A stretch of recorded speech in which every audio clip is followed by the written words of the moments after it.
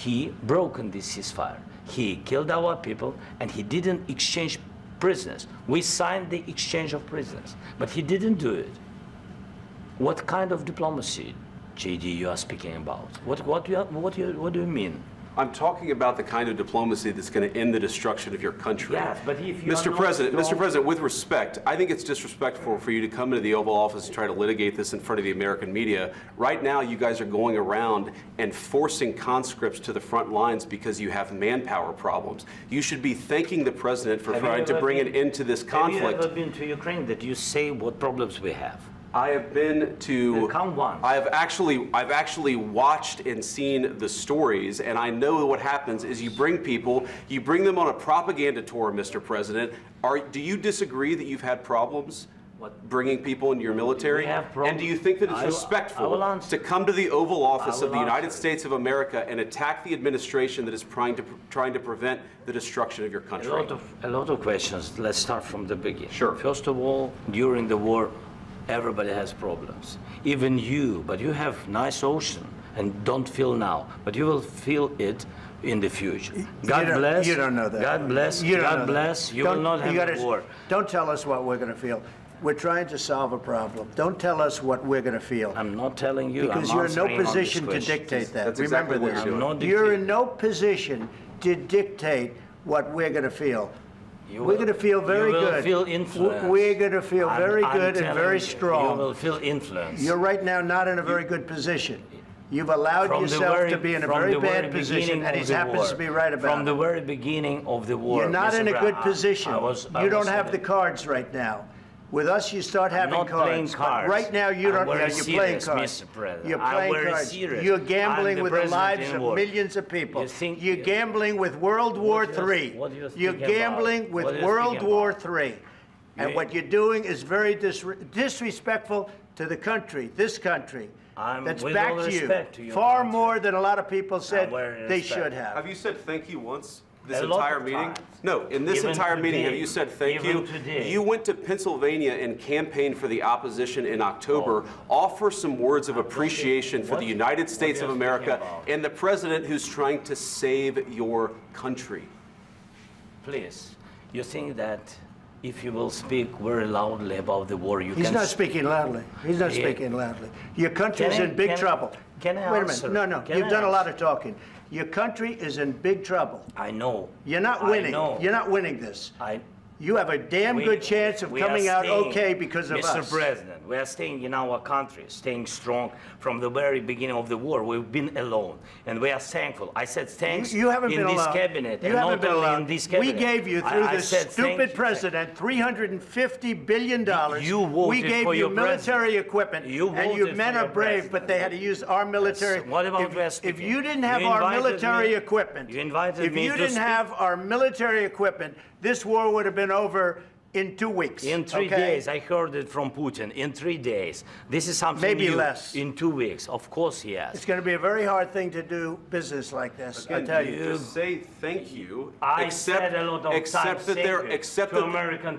there are disagreements, and let's go litigate those disagreements rather than trying to fight it out in the American media when you're wrong.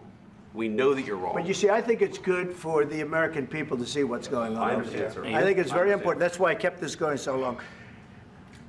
You have to be thankful. You don't have the cards. Thankful. You're buried there. Your people are dying. I can tell you you're again, running low on soldiers. Listen, you're running Mr. low President. on soldiers. It would be a damn good thing. Mr. And then you tell us, I don't want a ceasefire. I don't want a ceasefire. I want to go, and I want this. Look.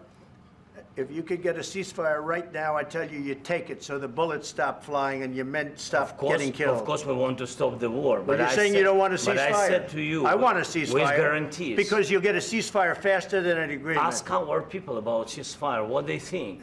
That wasn't with me. For you what, that wasn't with me.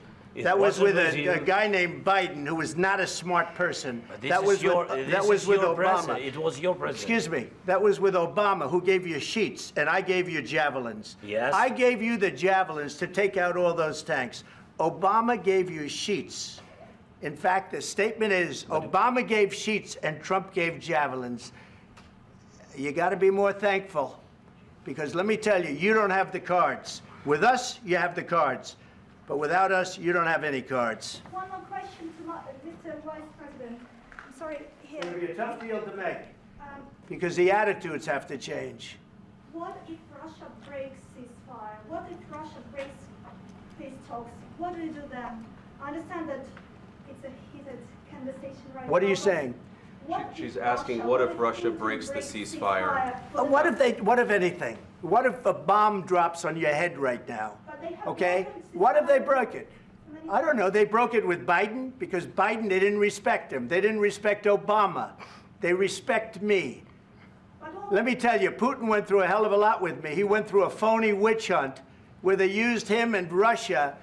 Russia. You ever hear of that deal? That was a phony Hunter Biden, Joe Biden scam. Hillary Clinton, Shifty Adam Schiff. It was a Democrat scam.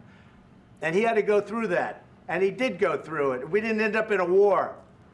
And he went through it. He was accused of all that stuff. He had nothing to do with it. It came out of Hunter Biden's bathroom. It came out of Hunter Biden's bedroom. It was disgusting. And then they said, oh, the laptop from hell was made by Russia, the 51 agents. The whole thing was a scam. And he had to put up with that. He was being accused of all that stuff. All I can say is this. He might have broken deals with Obama and Bush, and he might have broken them with Biden. He did, maybe. Maybe he didn't. I don't know what happened. But he didn't break them with me. He wants to make a deal. I don't know if you can make a deal. The problem is I've empowered you to be a tough guy.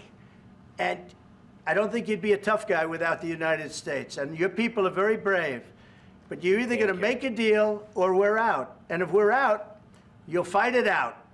I don't think it's going to be pretty, but you'll fight it out.